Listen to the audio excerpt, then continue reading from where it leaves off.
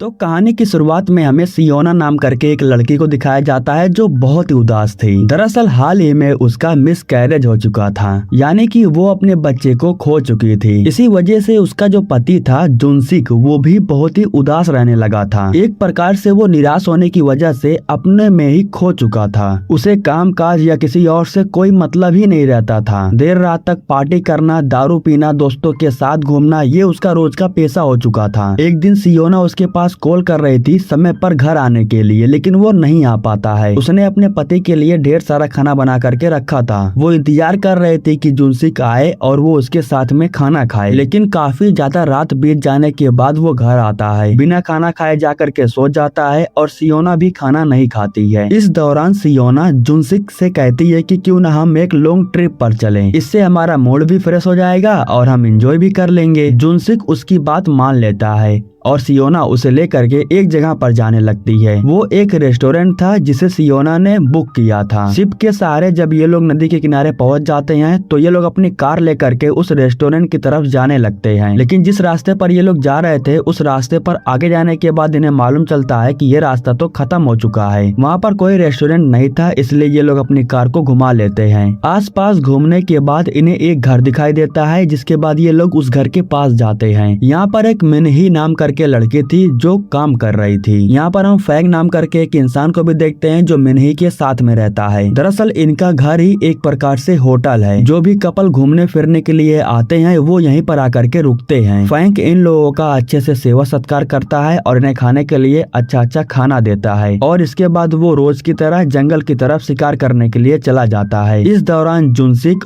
और सियोना जब जंगल की तरफ घूमने के लिए जाते हैं उसी समय यहाँ पर फैंग आ जाता है और इनके सामने एक सामान फेंकता है और जुनसिक से कहता है कि इसे खाने के बाद तुम एक बाप बन सकते हो। दरअसल इन लोगों ने फैंग को बताया था कि शादी के 5 साल हो चुके हैं और इनके पास अभी तक कोई बच्चा नहीं है, इसलिए फैंग वो हर एक चीज करने की कोशिश कर रहा है जिससे जुनसिक एक बाप बन सके। अब रात के समय में ये सभी लोग एक साथ बैठ करके खाना खाते हैं। खाना खाते समय जो जुनसिक था वो बहुत ज्यादा ड्रिंक कर चुका था। सियोना उसके पास आकर के कहती है कि हमें यहाँ से अब चलना चाहिए। ये लोग यहाँ से जाते उससे पहले यहाँ पर फैंग आ जाता है और इनसे कहता है कि तुम लोग ड्रिंक करके कार नहीं ड्राइव कर सकते हो, इसी वजह से आज रात तुम्हें यहाँ पर रुकना ही होगा, अगले दिन सुबह में तुम यहाँ से जा सकते हो। अब जुनसिक उसकी बात मान लेता है और यहाँ रुकने के लिए तैयार हो जाता है। यहाँ पर फैंग इन लोगों को यह भी बताता है कि मिनही अनाथ थी, इसलिए मैंने उसे रखा है। रात में सो जाने के बाद अगले दिन सुबह में जुनसिक फैंग के साथ में शिकार करने के लिए जाता है और जिस जानवर का वो शिकार करता है उसका खून निकाल करके वो जुनसिक को पीने के लिए देता है। वो जुनसिक से ये कहता है कि अगर तुम इसका खून पीते हो तो तुम बाप बनने के लायक हो सकते हो, जिसके बाद जुनसिक भी वो खून पी लेता है। अब इसके बाद ये लोग शिकार करने के बाद वापस अपने घर की तरफ लौट आते हैं। इसके बाद जो सियोना थी वो जुनसिक से यहाँ से चलने के लिए कहती है। फैंग भी इन लोगों का सारा सामान कार में रख चुका था और ये लोग जाने वाले थे, लेकिन जब ये लोग कार को स्टार्ट करने की कोशिश कर रहे थे तो इनकी कार स्टार्ट नहीं होती है। तब फैंग चेक करता है और बताता है कि तुम्हारे कार की जो प्लग है वो खराब हो चुकी है। इसके बाद फैंग मैकेनिक को यहाँ आने के लिए कहता है, लेकिन मैकेनिक कहता है कि वो एक दिन बाद ही आ पाएगा क्योंकि ये शहर से काफी दूर का इलाका था। अब इसके बाद जुनसिक यहाँ रुक करके मैकेनिक का इंतजार करने के लिए तैयार हो जाता है क्योंकि इसके अलावा उसके पास और कोई ऑप्शन नहीं था। अब रात के समय में सभी लोग फिर से बैठ करके खाना खाते हैं और ढेर सारी बातें करते हैं। उसी दौरान अचानक से बारिश शुरू हो जाती है, इसी वजह से ये लोग भाग करके घर के अंदर चले जाते हैं। अंदर आने के बाद फैंग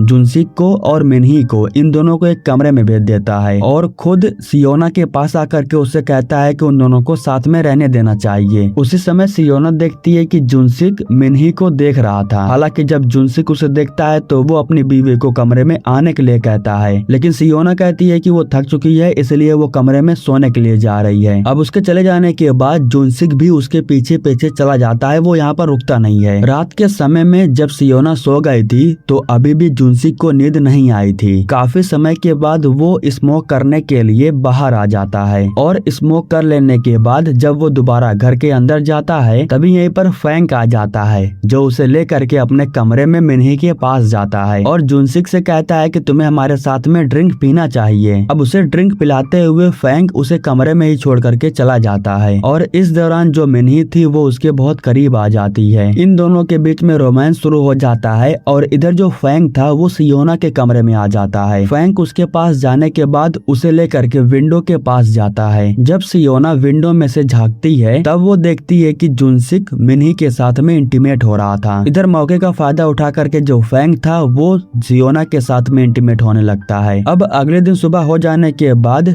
जुनसिक तैयार होकर के फैंक के साथ में मैकेनिक को ढूंढने के लिए जाता है। ये लोग मैकेनिक को ढूंढने के लिए तालाब के किनारे जाते हैं। जब ये लोग दुकान को जाकर के चेक करते हैं तो उसमें ताला मारा हुआ था, यानी कि जो मैकेनिक था वो इस समय दुकान पर नहीं था। हालांकि फैंक मैकेनिक के पास कॉल करता है लेकिन वो कॉल का कोई जवाब नहीं देता है। तब फैंक जुनसिक से कहता है कि जब उसे समय मिलेगा तब वो आ जाएगा। यह कहने के बाद वो जुनसिक को लेकर के जंगल की तरफ चला जाता है शिकार करने के लिए। इस दौरान जुनसिक के पैर में एक ट्रैप फंस जाता है। जुनसिक को बहुत दर्द हो रहा था और फैंक उसे चिल्लाते हुए देख भी रहा था, लेकिन वो उसकी हेल्प करने के लिए नहीं आता है और वो नीचे गिर करके बेहोश हो जाता है। अब यहाँ हम देखते हैं कि एक कपल और फैंक के यहाँ रहने के लिए आया हुआ था। ठीक कुछ समय के बाद अपनी कार लेकर के यहाँ पर फैंक भी आ जाता है। सियोना जा करके उससे पूछती है कि जुनसिक कहाँ पर है। तब फैंक झूठ बोलते हुए कहता है कि वो मैकेनिक को ढूंढने के लिए गया है, समय पर वो आ जाएगा। इसके बाद फैंक जा करके नए कपल का खाने पीने की तैयारी करने लगता है। इधर कुछ समय के बाद जब जुनसिक को होश आता है तो वो उठ करके घर की तरफ आने लगता है। सियोना ने अपने आप को कमरे के अंदर बंद करके रखा था और वो कोई काम नहीं कर रही थी, इसलिए जो फैंक था वो उसे मारता पीटता है ताकि वो उसकी सारी बात मान करके काम करने लगे। एक प्रकार से फैंक सियोना को अपनी रखैल बनाना चाहता था। रात होने के बाद जो नए कपल का लड़का था फैंक उसे मिन्ही के पास छोड़ करके आ जाता है लड़की के पास। लेकिन जब उस लड़के को मालूम चलता है कि फैंक उसकी गर्लफ्रेंड के साथ गलत काम कर रहा है तो वो लड़का फैंक से फाइट करने के लिए आ जाता है। इस दौरान फैंक उस लड़के को जान से मार देता है और जो सियोना थी वो खिड़की में से ये सब कुछ देख रही थी। रात हो जाने के बाद जो जुनसिक था वो लंगड़ाते हुए घर आता है। फैंक फिर से झूठ बोलते हुए कहता है कि भाई मैंने तुम्हें बहुत ढूंढा लेकिन तुम मुझे कहीं मिले नहीं। इसके बाद जुनसिक कमरे में आकर के सियोना से मिलता है। सियोना कहती है कि वो बहुत ही खतरनाक इंसान है, हमें यहाँ से फौरन निकलना होगा। अब ये लोग चोरी चुप के बाहर की तरफ भाग आते हैं और कार तक चले जाते हैं, लेकिन कार की जो चाबी थी वो कार में लगी हुई नहीं थी। अब उस चाबी को लेने के लिए जुनसिक दोबारा घर के पास जाता है। हालांकि वो चाबी को हासिल कर लेता है लेकिन ठीक उसी समय फैंक लाश लेकर के बाहर आ जाता है। दरअसल वो लाश को ठिकाने लगाने के लिए लेके जा रहा था, लेकिन उसी समय फैंक को कुछ गिरने की आवाज सुनाई देती है, जिसके बाद फैंक ये चेक करने के लिए चला जाता है कि आखिर वहाँ पर है कौन। लेकिन फैंक को वहाँ पर कोई नहीं दिखाई देता है क्योंकि जो जुनसिक था वो टेबलों के नीचे आ गया था और यहाँ पर वो उस लड़की को देखता है जो घायल थी और फैंक उसकी लाश को ठिकाने लगाने के लिए लेके जा रहा था। जुनसिक के सामने ही वो लड़की के सर पर हमला करता है जिसकी वजह से वो पूरी तरीके से मर जाती है और इसके बाद फैंक उस लड़की की लाश को रखने के लिए सामने वाले कैबिन में चला जाता है। इस चीज का फायदा उठा करके जुनसिक फौरन आकर के कार में बैठ जाता है और कार को स्टार्ट करने के बाद यहाँ से निकल जाता है। हालांकि फैंक इन लोगों को भागता हुआ देखता भी है लेकिन वो कुछ कर नहीं पाता है। अब यहाँ से निकल जाने के बाद जो सियोना थी वो जुनसिक से कहती है कि ये सब कुछ मेरा ही प्लान था, मैंने जानबूझ करके तुम्हें यहाँ पर लेकर के आया था क्योंकि फैंक ने मुझसे कहा था कि वो तुम्हें बाप बना सकता है। इस दौरान जुनसिक का ध्यान भटक जाता है और इस कार का एक्सीडेंट हो जाता है। फिलहाल ये लोग इस समय कार के अंदर ही बैठे हुए थे लेकिन तभी यहीं पर फैंक आ जाता है और इनके ऊपर हमला कर देता है। इन्हें बेहोश करने के बाद वो इन दोनों को लेकर के दोबारा अपने घर के पास जाता है। इस समय ये लोग उसी कैबिन में बंद थे जिस कैबिन में वो लाशों को रखता था। यहाँ पर जो मिन्ही थी वो भी छुपी हुई थी और इन लोगों को देख रही थी। वो इनकी हेल्प करना चाहती थी लेकिन वो मजबूर थी।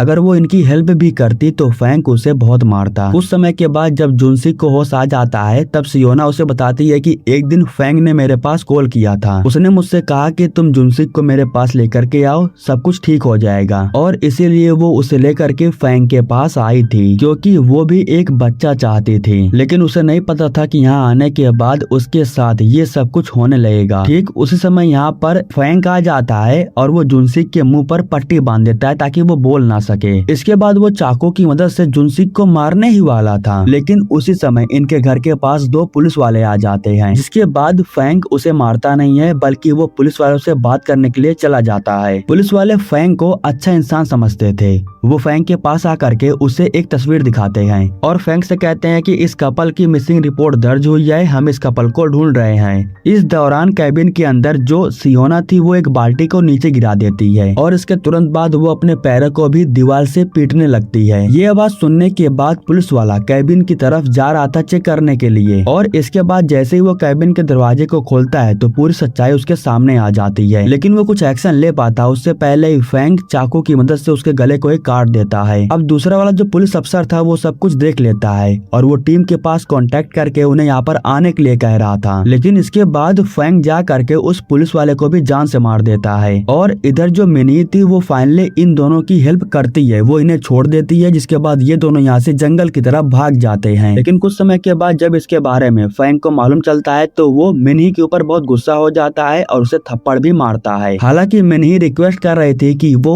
उन दोनों को जाने दे, लेकिन जो फैंग था वो उसकी बात नहीं सुनता है। वो मिनी को मारता है जिसकी वजह से वो बेहोश हो जाती है। इसके बाद फैंग एक हथियार लेकर के उन दोनों को ढूंढते हुए जंगल की तरफ चला जाता है। इन दोनों को चोट लगी हुई थी, इसी वजह से ये दोनों तेज नहीं भाग पा रहे थे। ये लोग एक जगह पर छुपे हुए थे, लेकिन जो फैंग था वो इन्हें देख लेता है। ठीक उसी समय जुनसिक पीछे से आकर के फैंग के ऊपर हमला कर देता है और उसे मारने लगता है, लेकिन फिर भी वो फैंग से जीत नहीं पाता है और फैंग उसे काफी ज्यादा मारने के बाद नीचे गिरा देता है। इसके बाद जब वो जुनसिक को जान से मारने वाला था उसी समय सियोना हाथ जोड़ करके फैंग से रिक्वेस्ट करने लगती है। वो कहती है कि तुम्हें जो चाहिए वो सब कुछ ले लो, लेकिन उसे जिंदा छोड़ दो। फैंग तरस नहीं खाता है, वो सियोना को मारने वाला था, लेकिन तभी यहीं पर गन लेकर के मिनी आ जाती है। फैंग का पूरा ध्यान मिनी के ऊपर हो जाता है और इसी का फायदा उठा करके जुनसिक उसके ऊपर हमला कर देता है। ऊपर से नीचे गिरने की वजह से एक हथियार फैंग के शरीर में घुस जाता है और उसी छोटे से हथियार की वजह से फैंग की हालत खराब हो जाती है और फाइनली उसकी मौत हो जाती है। इस तरीके से जुनसिक फैंग को मार करके अपनी जान बचाता है। इसके बाद ये दोनों जिंदा सही सलामत इस जंगल के बाहर चले जाते हैं और दोबारा कभी भी ऐसी जगहों पर न जाने का फैसला करते हैं। और फाइनली दोस्तों इसी के साथ ये कहानी भी यहीं पर समाप्त हो जाती है। और आप लोगों से भी गुजारिश है कि अगर आप लोग अनजान जगहों पर जाते हैं तो वहाँ पर रुकने का कष्ट मत करिएगा।